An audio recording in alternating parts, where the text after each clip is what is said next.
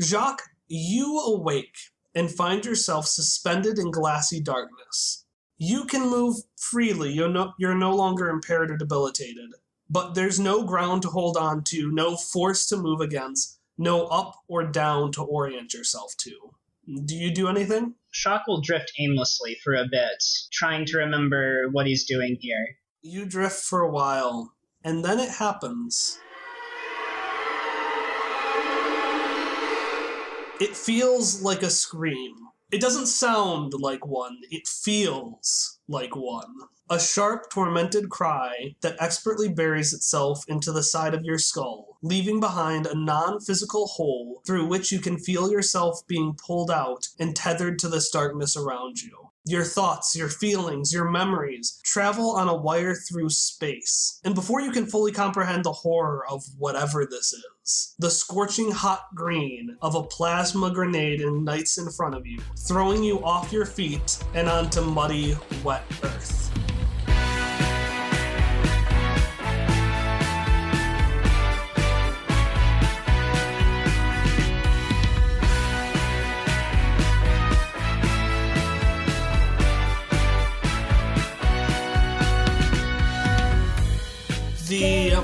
So the cover wagon tremors to life as it is suddenly jolted back downwards towards the ramp, and you see 6 of these Gendarme soldiers race towards you and shoot out their harpoons in order to catch up.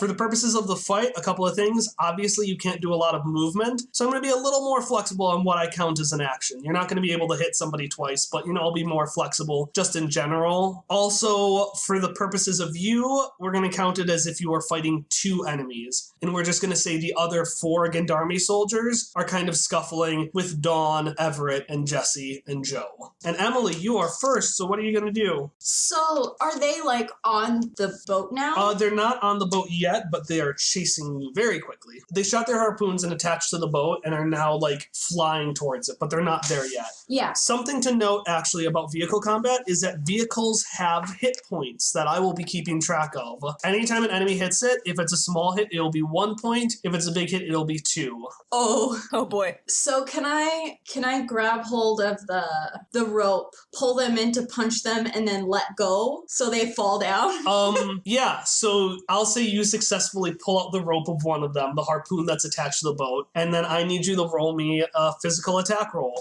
a might roll. It might work. No. 9. You go to punch this dude, and he just flies past you, and now you've got a Gendarme soldier in the boat. Congratulations!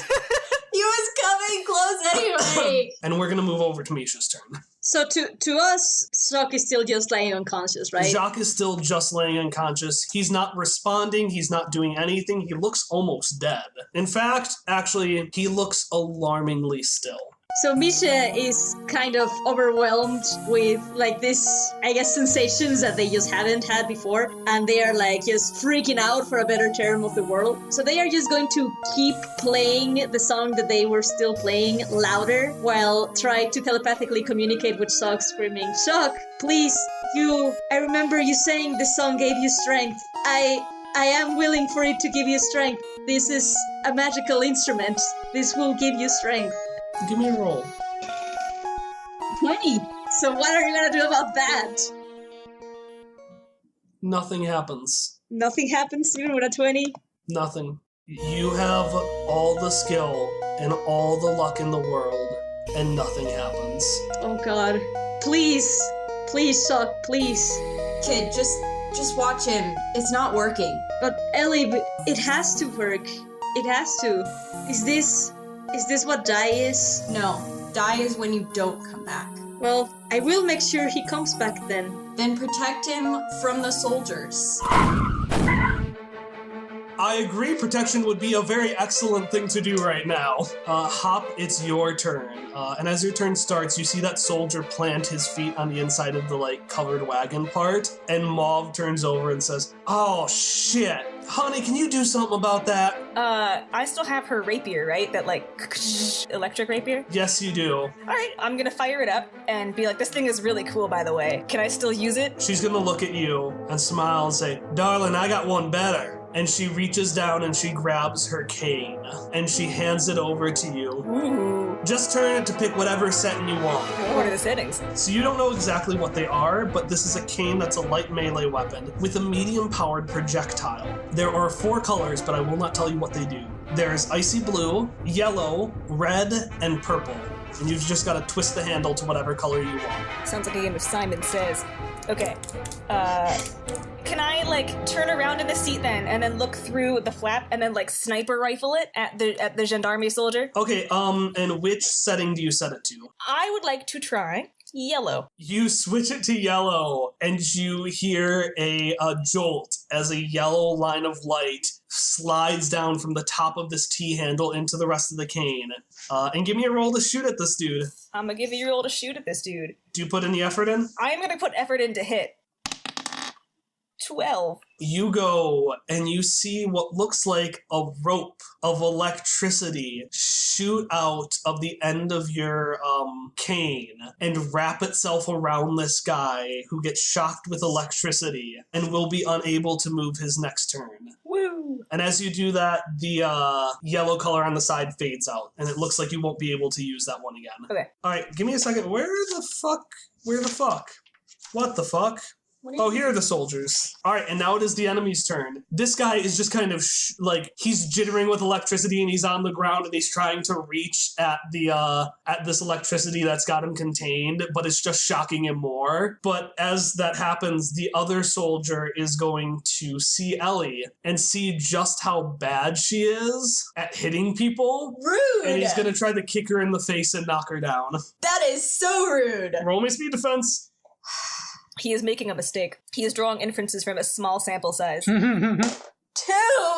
He knocks you in the face, which would do normally 4 points of damage. But you have a lot of armor, don't you, Elee, right? I do have a lot of armor. So all that energy reverberates through your armor, and he knocks you into the wall of the boat, which now that it's been hit, takes 1 point of damage. Oh no! No!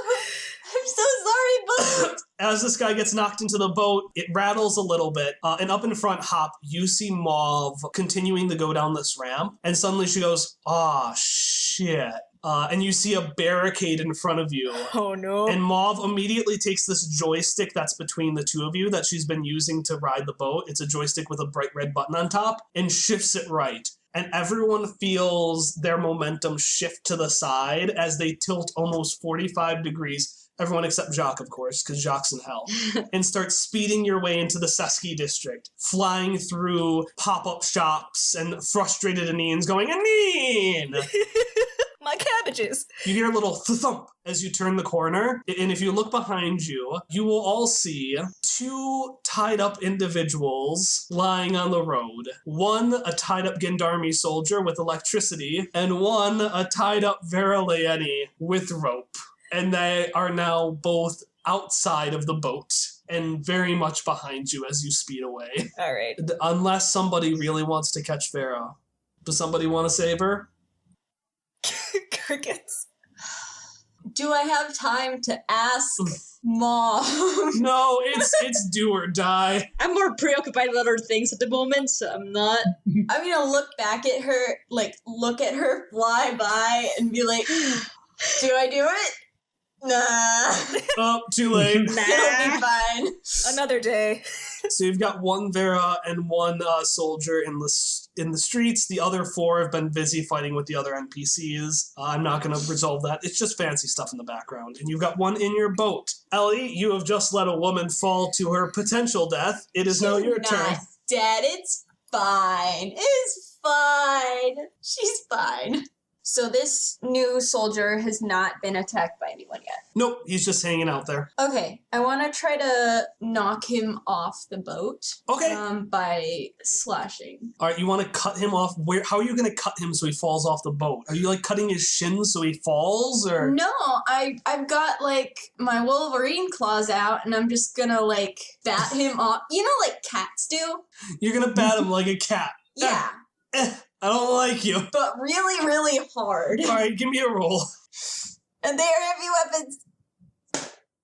15.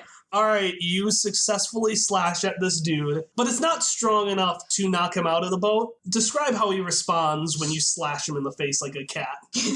I'm assuming it's going to be a little stronger than just a simple ow. Just a little bit, since they're magical steel Wolverine claws. I mean, I'd say he probably like reels back and maybe teeters a little bit, but manages to hold his ground. He finds his footing. He doesn't know if this is a good or bad thing. It might have been better to just fall out of the boat. I want to be like looking at him. Like I feel like I'm still pretty close. That's fair. So I just want to be scary looking to him. Yeah, roll me an intimidation. I think I have a thing in intimidation, but Yeah. I don't have my sheet. A 19. Okay, so you can describe something that happens. He can either have a difficulty next turn. He can be paralyzed in fear. He can jump off the boat. How do you want him to respond? I want him to jump off the boat. All right. I want to scare him off the boat. He very gently jumps into the water beneath the boat and then uses that to propel himself off. I want to wave. He waves back for a second before realizing that he works for the only person in the city scarier than you. All right, we are going to flash back to Jacques. So Jacques, you now have gravity. You are face down in muddy earth. And when you pick yourself up, you see in front of you a well-built man wearing poorly counterfeited Order of Truth robes, which are currently in the process of burning away to reveal thick armor dotted with pockets holding enough weapons for 10 men. Do you have any, not physical, do you have any emotional responses? Shock has difficulty breathing as the memories come back to him, and as he recognizes who these people are. He tries to stand up and get away from them if they aren't already grabbing him. You stand up, and you're right, it is people. It was just one. But as Jacques says, these people, and the word they enters his mind, you hear a scream as a bony woman with thick ooze emanating from her teeth, wearing tubes that crisscross over her arms as external artificial arteries, picks up a shovel and clocks you in the face. And as it indents on the side of your face, you hear a crack of thunder and rain that starts to pour down from a black, empty sky. What do you do in response? Shock tries to crawl away and raises his hands to fire off an onslaught.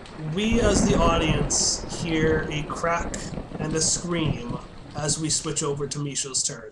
Okay, so Misha is going to look at all the commotion that's happening, and then look back at Sok, and then look back at the commotion, like back and forth. And then they're going to look at Sok and be like, I think I need to protect you doing this. I will be back. And so they are going to grab their bat, and then, so can you give me the layout of who is where? Yeah, so you've got one soldier who willingly jumped, one soldier who's currently in the middle of like untangling himself, and I'm gonna say, because there are 4 soldiers fighting the NPCs, and I'm going to say we're doing so well, I'm going to give one of those soldiers to you. So there's currently a 3rd soldier who the NPCs have been fighting but having a really tough time with. They're currently on top of the boat and trying to dig their sword into the boat from the top. Like they're standing on top of the canopy. Okay, Misha is going to look at that soldier, and they're kind of still not be thinking completely straight, like they just are going to look at the bat, going to look at the soldier, going to be thinking about Sok, and like all of these things just merging, and so they're going to look at the soldier and be like, stay away from us, and then is going to grab the bat and I'm going to approach the soldier and try to clock him in the head with the bat of nails. Are you going to get on top of the canopy too, or are you going to like look up from the little hole they're digging in the top of the canopy? I want to get into the top of the canopy as well. Okay, I'm going to say you can climb onto the top of the canopy and you see them and they look at you and you take a swing. Give me a roll. I got a 20 again. Oh. I couldn't hear you because you were looking away. What did you roll? I said I got a 20 again. Wow, wow. Do we want a major effect? Or do we want to do 4 more points of damage? Which, on top of your current damage, would be a total of 10. Can I, like, break the wherever the soldier is standing so that they... Well... Describe how you hit him and break the canopy. Well, I suppose they are going to swing the bat so fast that it's not only going to hit the soldier, but the nails are going to also, like, tore through the canopy since it's made of cloth, I imagine, right? So it's going to be, like... and tore it. The cloth cuts, and you hear the soldier go, oh! And the scream continues as they fall down that open hole that Mako had forgotten to close. And you hear a splash. And he just turns over and says, "Oh, I forgot to close that. That's gonna be quite the cleanup. How are we doing out front?" And Hop, you hear him yell that as it is your turn. How are we doing out front? Like, are there any obstacles in front of us that I could see? It's doing pretty all right. Mauve is having trouble navigating through all these shop fronts, and there seem to be a lot of people that are like getting in the way who are kind of trying to run away but are having trouble. She isn't hitting anyone, but the boat is kind of rocking back and forth as she has to pick it up so she doesn't hit someone in the face. Okay, then in response to Mako's question, Hop will yell, "Could be worse!" That's great! You're doing great! Yeah. So there is still one gendarme in the boat besides the ones the NPCs are fighting? There are the 3 the NPCs are fighting. One jumped out of the boat and one is back with Vera, who you can't see. Okay. And there's no, are there any gendarme, on the sides that I could prevent from... You could try helping the NPCs with one of the gendarme. Okay, I want to do that. I want to shoot my thing sniper style again at one of them. Okay, what are you shifting it to? I am shifting it to red. Okay, you feel heat course down the side of this thing. Oh no! And give me a roll.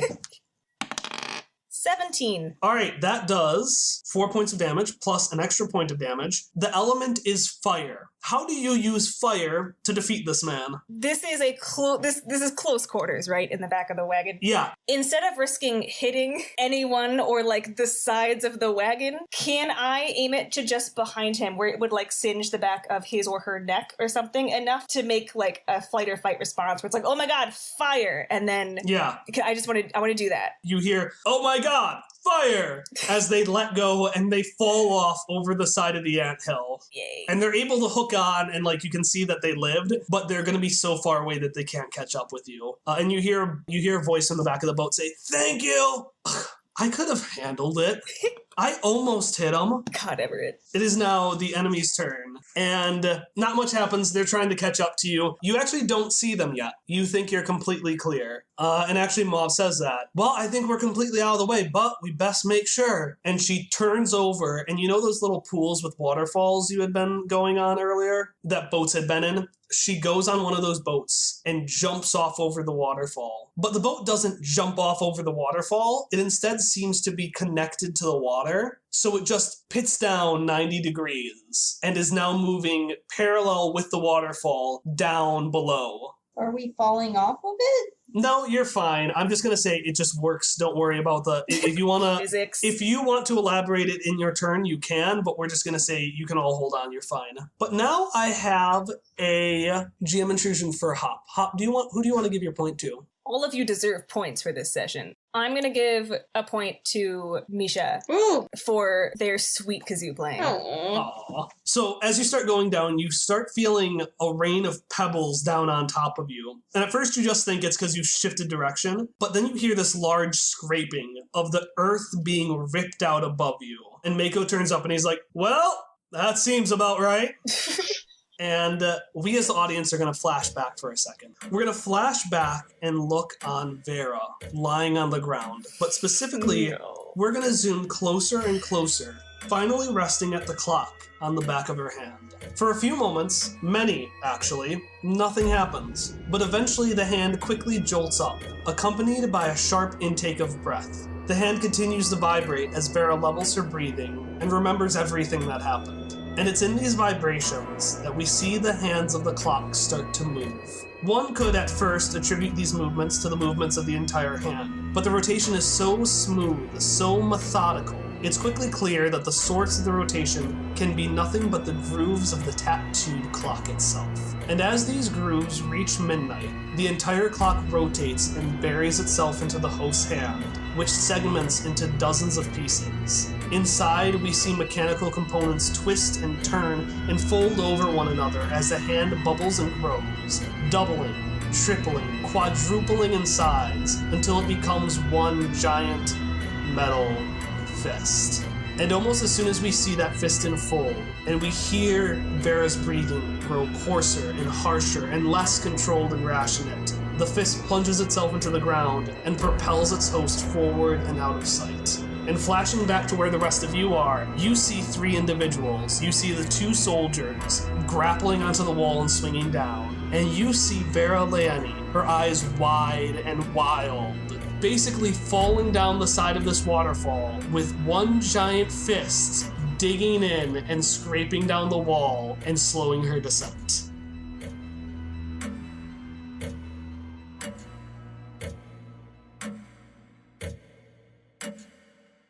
Hi, welcome to the announcement break for episode 15, the final, that is final, last episode of the Clockwork City arc. My name is Kyle, I GM for the game and keep you company during our announcement breaks. Our intro song today is Friends by Miracle of Sound, and our outro song is Jumping Inside by J-Man at Our Music Box, who you'll recognize as doing a lot of our main songs. I got a pretty big announcement for you today. So, as I mentioned earlier, today is the final episode of the Clockwork City arc, but it is far from the final episode of this campaign, of this season. We've got so much more to go, and a lot of it is coming up on our regular schedule. That being said, we do have a couple of things coming up that aren't really part of the core campaign and are other things we did. So here's a basic rule. If there is an episode number before an episode, then that means it's something important to our central campaign. So for example, we have 2 memory episodes coming up, which are about Hop and are very important to the story of this campaign. So basic rule, if you see a number in front of it and you want to know what's going on, you should probably watch that episode. If you don't see a number in front of it, then you don't need to watch it for the campaign, but I still think it's going to be pretty good. That might just be me. Our call to action this week is to leave a review. We have done 2 whole arcs by this point, so I feel like if you've listened this far, you've got a pretty good idea of whether or not you like us. And if you do like us, then spread that likeness. That's not what the word likeness means. But spread your affection through either one-click reviews on iTunes or through more lengthy explanations. It'll give us more outreach and let more people hear us. And if you like us, hopefully that's something that you would like. Like. Those are all the announcements I have for you today. The first of the Hopper Memory Sessions will be happening on Monday, May 28th. I will see you, as always, then.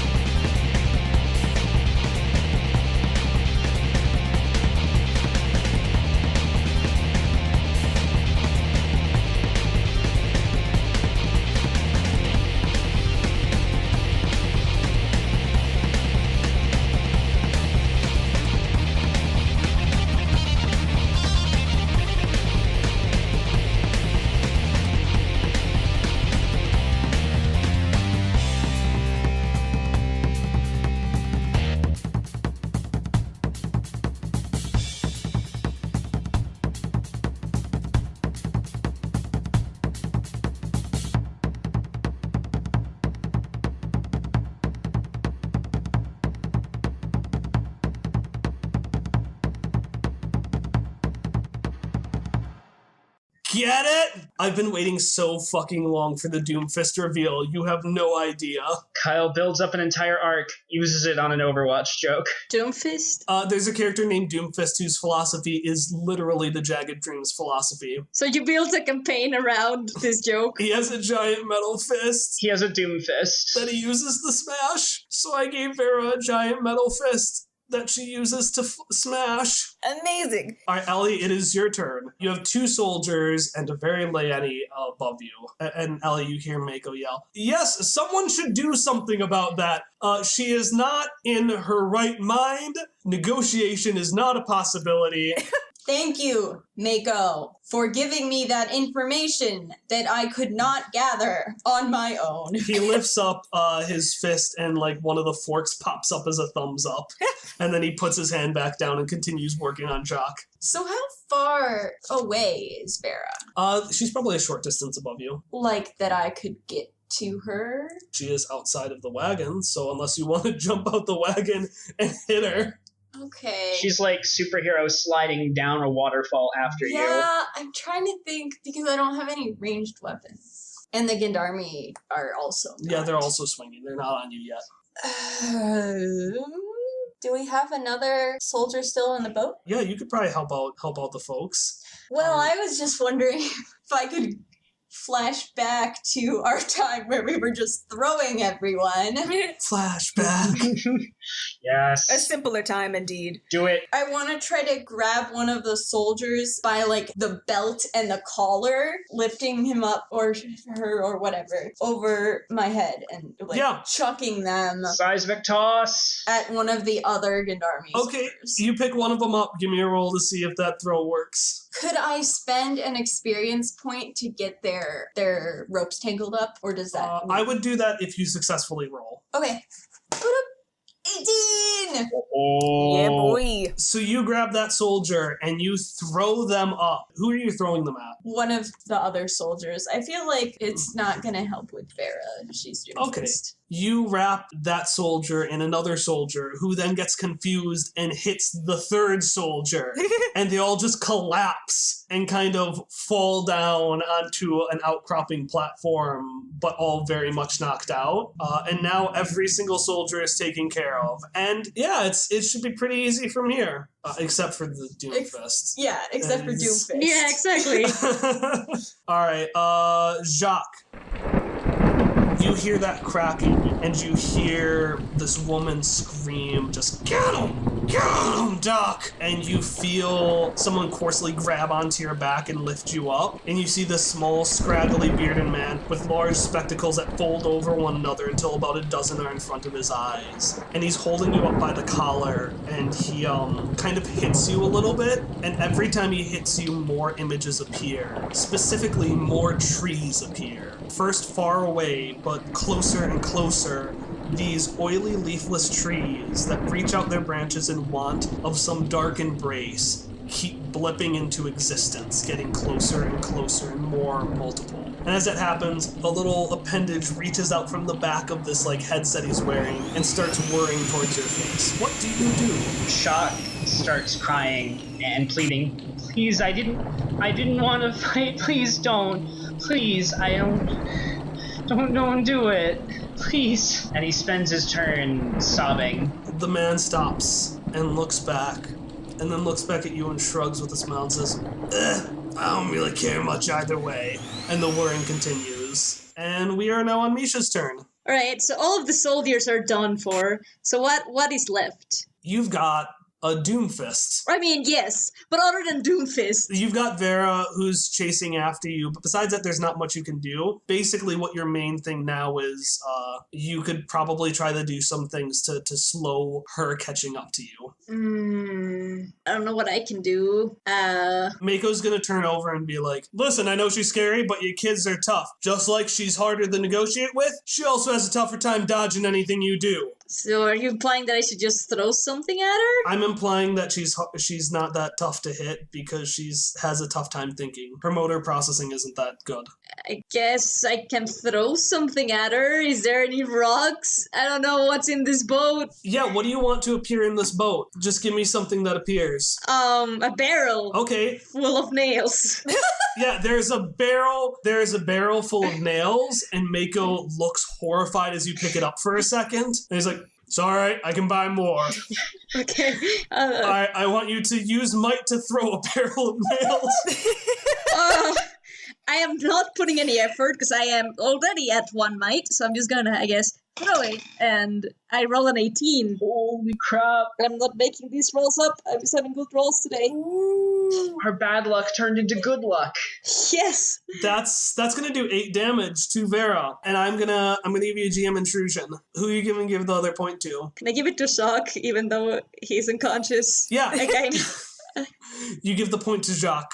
Okay. And Vera screams as this barrel buries nails into her hands. She falls for a second and in fact falls onto the boat and doesn't seem to be very responsive right now. And she definitely did take a lot of damage. Good. But she also now has a giant metal fist with a bunch of nails in it. That's not good. So as that thump happens, Mauve says, "Oh, well, I guess I should take care of it myself." And she points over to you, Hop, and says, "All right, just pretty simple. Grab it, move it, don't press the red button till I tell you to. That's our ticket out of here. Okay. And she jumps into the back of the boat. And you are now piloting this boat. Okay. That's fine. Basic rules for vehicles: you use speed to drive the vehicle unless otherwise specified. There are certain actions that are going to be harder or easier. For example, this boat has bad handling, so tricky maneuvers are going to be tough, but it's very good at speed, so anything you do relating to speed will be easier. You now have a boat, so you'll automatically move forward, but you'll be able to make a boat action and a hop action, because the boat will be in movement. Okay. She's taking her thing, right? Because I'm going to hand her back her cane as she goes back. No, that's fine, darling. And she picks up the rapier. She's like, this is all I need. And you fly down, and as you go down, you're now at the moat at the bottom of the anthill. Okay. And the boat, as you hit the bottom, pitches back upward and shoots you towards the main city of Charmonde. You know, like the main Venice-style city. Yeah. But the issue is you're going so fast that you see a small, adorable building right in front of you. Is it the Penny Brothers? Actually, yeah, no, you see a tent right in front of you. I just thought it was them. Ellie, no! I fucked it up. I'm sorry. I thought it was them. Now it is! What do you do? What was it before? It was just going to be a building, but now it's the tent. Okay. Well, you said an adorable building, so I assumed it was something we had seen and liked. Well, now it is. How do you respond? Yeah, great. Good. Well, I'd like to avoid it if possible. So is that just like a dodge roll? Yeah, you can do a dodge roll. 15. Yeah, you successfully swerve out of the way of that, and it kind of flutters up. And from inside, you can hear a voice excitedly say as the tent flutters up, "Tattertop, did you hear that? I think we have a customer coming in." I'm so sorry for everything that I've ever said and done. Okay. Are you going to do anything else on your turn? Well, there are no other pressing threats, and Hop is now driving the boat, so I'm just going to stay down there and drive the boat. All right, it is now Vera's turn, and she's going to kind of shake her head a little bit and look furiously back and forth at all of you. And then she eventually looks at Mako, and you just hear her normally very reserved voice go, "You." And in a second, you see that giant metal fist reach in, grab Mako, and then let go as she plants her feet into the ground, and both she and Mako fly out of the back of the boat. Yo! No! Save Mako. As it happens, we're going to flip back to Jacques. Jacques, you have this razor, and you're pleading for help, but it's not doing anything, and it's whirring faster and faster and faster. And as you can feel the whirring start to cut off strands of your hair, you feel a soft, squishy, moving object underneath your tongue. Shug focuses on the memory. What he'll do first is he'll reach up with one hand, and using Onslaught, just snap the blade arm, snap it in his hand, grab Doc's head, and then just extend out, and spit the thing onto him. From beneath your tongue, it extends this weird, silvery, sluggish object, and it cements itself in the back of Hop's mouth. It cements itself in the back of Doc's mouth. You got very fan-fiction-y there for a second. Very confused. Oh, this is what Jacques thinks about all the time. I heard Jesse's voice there for a second. I think we know what happened. Hey guys, no, I don't want to spoil, okay? I don't want to spoil. I'll let you know when I'm ready, okay? Everett says it's going to take a little bit more effort, but he says it's getting better. Anyways, it gets in the back of Doc's mouth. You feel his every emotion. You hear what he thinks, and you just hear, "Well, this isn't what I thought was going to happen." Do you do anything else? Shock will just start thinking, die, die, die, die, die. And he does. And I don't need to, as the GM, say what happens, because Jacques knows what happens. And as the silvery object retracts back into your mouth, and he falls to the ground, everything is clear. You see the burning wagon, you see the three bodies around you, the trees, the mud, the rain, and then, with a flash of a green plasma grenade, it starts all over again.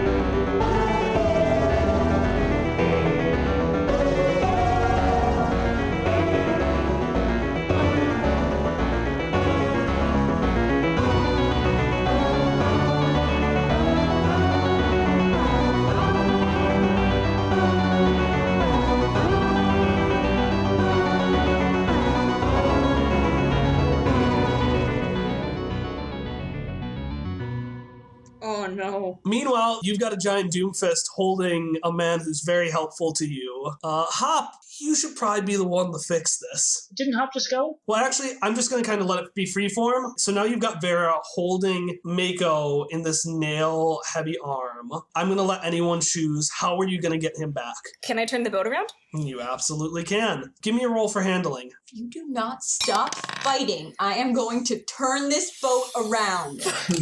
I am turning this boat around. 14. Yeah, you turn it around easily and you start racing back towards her. Cool beans. All right, what are you all going to do? Because right now we've got this boat heading straight for him. So she's got a pretty good grip on him, I'm assuming. Yeah. Like, I couldn't yank him out without hurting him. You could try, but I would say your Hop has already taken his action, so I'm going to say that between Misha and Elee, each of you can make an action to get him out. Can something be tossed at her for her to let him go? Oh, I was gonna toss myself. Can I toss Elee? Yeah, you can help Elee toss herself. So you get closer and closer, and you look like you're about to hit her, but instead, you go to toss Elee on top of her. And I want each of you to give me a might roll to see how successfully that goes. Well, Part of the cards. 7! oh, a 19. I promise I'm not making these rolls up. A 19 and a 7. Yes, I promise I'm not making these rolls up. This dice is amazing and I'm going to keep it. So a 7 wouldn't work, but assisted by Misha's 19, you successfully grapple onto Vera and can take one action. What do you want to do? As I fly towards her, I want to take my chair and just whack her across the head. Like a motherfucking anime protagonist, you slide in and she lifts up her arm to punch you. And instead of hitting her face, you accidentally hit her in the arm. And the air around you vibrates with this collision as both of you are flung probably 30 feet behind you. And she just slams into a wall and lets go of Mako, who stumbles to the ground, stands up, brushes himself off, and says, "We should go now." I want to yell to Misha, "Get him!" I'm going to try and do that then. Are you gonna run out, or is Hop gonna drive you over there? I want to run out. Okay. All right, Misha, you just as Hop drifts around and stops, you just jump out and kind of stumble onto the ground and run out to Mako, who starts yelling, I could have run to you." Elee advised me to go get you, so that is what I am doing. And as you all get together, you hear Mauve say, "Come on, kiddos, you gotta be going faster." And she goes back to the front of the boat and just reaches over you and grabs the cane. And she shifts it over to Purple. And she just kind of whips the cane around as she presses in the button. And a gust of wind flies around the boat, whipping onto Elee, Mako, and Misha. And basically propelling you like a tornado back onto the back of the boat. I want to say, don't call me kid. Point taken. All right, Mr. Scotch, if you will. What does she want me to do? Just punch it in overdrive? You're driving the boat. Drive the boat. I know, but okay. I was just thinking, I'll tip my hat a little bit and then do the boat. In response to, I hear you. The boat starts moving back towards the front of the city, towards that top area where you met the tourism boat. And as that happens, everyone else is in the back of the boat, and Jacques is still. And it's not still where he was earlier, where he wasn't moving. He seems to be locked in place. Well, I won't lie, this is bad. We should Misha's going to interrupt and be like, "Fix him." He tries to say something, but fails, and just comes over. He's like, "All right, I'm going to need your help." He points to Misha. "You, grab that." And he points to a pillow on the side of the wall. Misha's going to immediately grab it. And then he turns over to Elee and says, "You, start punching him." Punching him? Start punching him. Hard? You start tapping him lightly, and it's like, "No, harder, harder, harder." Are you sure you know what you're doing? Do you have that pillow? I have that pillow. Are you sure you know what you're doing, human? He punches into the pillow, pulls out a handful of feather, and shoves them into Jacques' mouth. Do you have that horrendous music you were playing earlier? No, I only have the magical instrument that pleases humans. That's the exact type I was talking about, that awfully dreadful sound. Pull it out and start playing. Do you want me to keep punching him? Yes, and harder, and in fact, Jesse? Yeah? I know you have a lot of suppressed rage in there. Get that going. And Jesse starts punching too. And Jacques, the memories keep repeating over and over and over again, but suddenly it changes. And the rain starts to clog up as these thick clouds seem to be blocking it out. The foundation of the earth seems to start shaking with this rhythmic fashion. They're very strong shakes, alternated by very soft but earnest shakes of the earth. Outside Hop, you are now at the entrance, back where that big staircase is, and those two tall statues. And Mauve turns over and says, "All right, Hop, I need you to press that button now." I press it. From behind you, you hear a bubbling as the pond that the tourism boat is sitting diligently in starts to fade and fizzle and starts to build up and bubble behind you. It eventually all shoots out into an arc, a long bridge of water that extends far out beyond the plateau that Charmonde is on and far, far into the distance. And everyone, including Jacques, feels a large jolt as this boat barrels off over this impromptu water rainbow. And for Jacques, the punching, the lack of rain, the movement, it all shatters and shakes, and details start blinking out of existence. First Doc, then the woman, then the wagon, then the trees, and then your own ability to comprehend what's going on. Oh no. And everything goes black.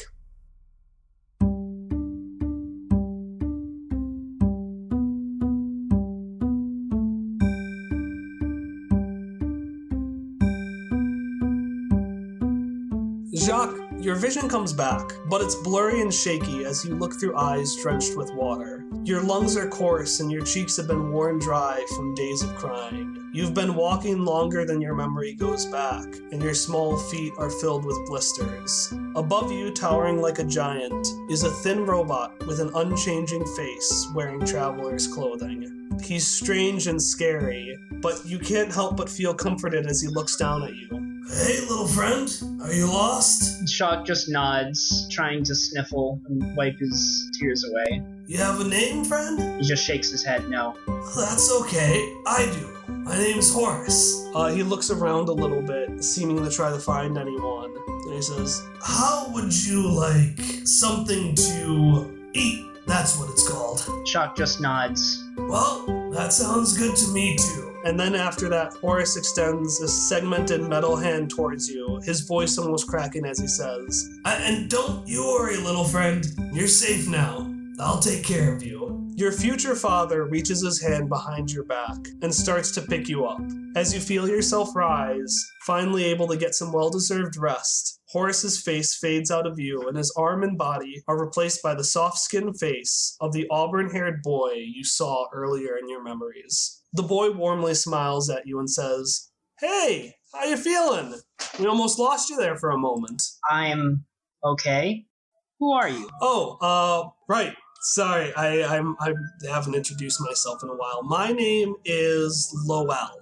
What's going on? What happened to everyone? Well, look around yourself. And you take a look around the room. You're resting in a soft bed in a dusty small cottage. When you left Charmonde, it was near the end of night. But now the morning sun is shining through a window, and outside you can hear a sleepy town rumbling awake. To your left is a young girl curled in deep sleep, and between you is a macaroni drawing that just says, "Get well soon," with at least half a dozen hearts. And of course, there are your friends. Where is everyone else? Well, at the risk of sounding creepy, because I know that sounds creepy, but Misha doesn't sleep, so Misha is just going to have been looking over Sock pretty much non-stop since we arrived to this place. So they are just going to be by Sock's bedside or whatever. Hop, where are you?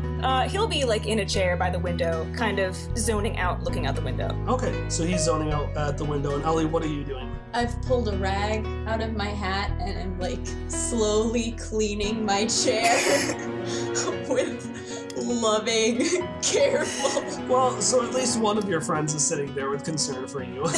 Misha, like when they see that Shock opens his eyes, is going to be like, he's awake.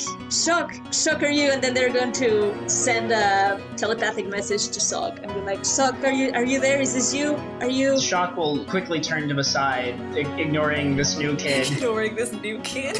I'm so glad to see you're up, Misha. Are you feeling better? I was really worried about you too. I am. I don't know if I am feeling better now that you're awake. I cannot say for certain that I had been feeling good for a while, but I think I will now.